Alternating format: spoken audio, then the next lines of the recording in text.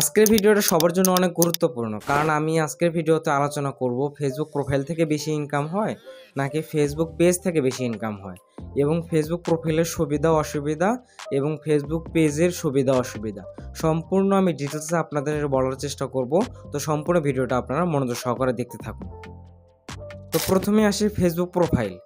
Facebook প্রোফাইলের সবচেয়ে বড় সুবিধা হচ্ছে এখানে খুব সহজে আপনি 5000 ফ্রেন্ড কিন্তু ইজিলি বানিয়ে নিতে পারেন।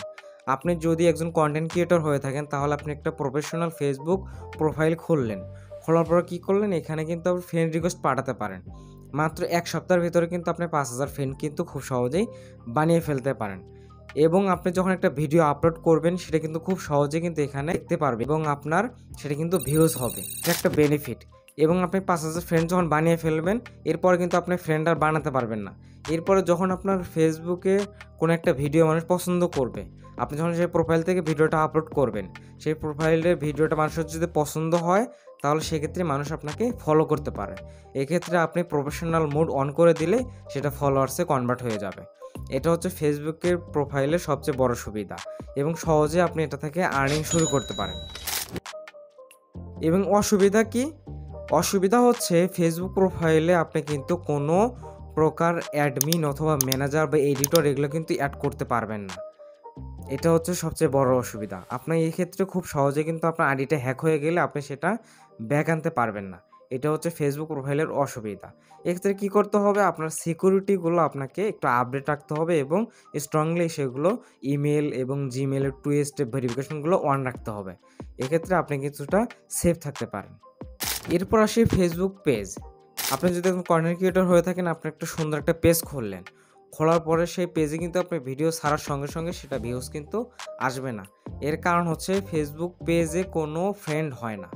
আপনি যখন একটা ভিডিও আপলোড করবেন সেই ভিডিওটা মানুষের ভালো লাগলে মানুষ আপনাকে ফলো করতে পারে, আপনার ভিডিওতে লাইক করতে পারে, কমেন্ট করতে পারে। আস্তে আস্তে আপনার ভিডিওতে কিন্তু এঙ্গেজমেন্ট বাড়বে।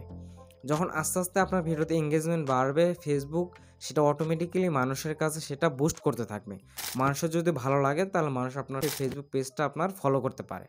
এবং এটা খুব সহজে কিন্তু ভিডিও কিন্তু ভিউজ হয় না, কারণ বললাম আপনি এখানে কোনো ফ্রেন্ড পাবেন না, ফ্রেন্ড কিন্তু পাঠানোর কোনো অপশন নেই।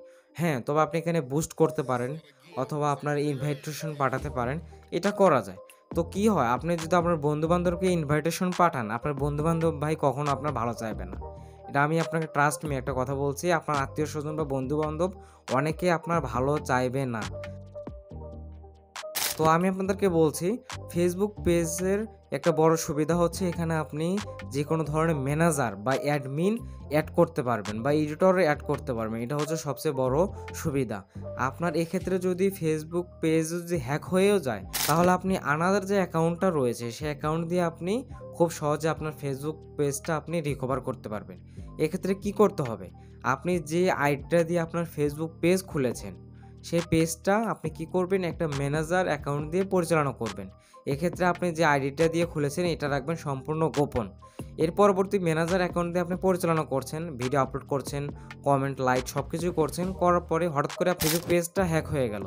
সেক্ষেত্রে কী করতে পারবেন, আপনার ফেসবুক আইডিতে আপনি লগ ইন করে আপনার ফেসবুক পেজটা ফিরিয়ে আনতে পারবেন, কারণ ম্যানেজার কখনো অ্যাডমিনকে সরাতে পারে না। এটা হচ্ছে সবচেয়ে বড় অপরচুনিটি। আরেকটা কি, আর্নিংয়ের যে বিষয়টা, আর্নিং কিন্তু ফেসবুক পেজেও যেরকম আর্নিং হবে ফেসবুক প্রোফাইলেও কিন্তু সেম আর্নিং হবে। এখানে আর্নিংয়ের কোনো কম বেশি নেই। আর্নিংয়ের ডিপেন্ড করে সেটা হচ্ছে ভিউজের ওপর।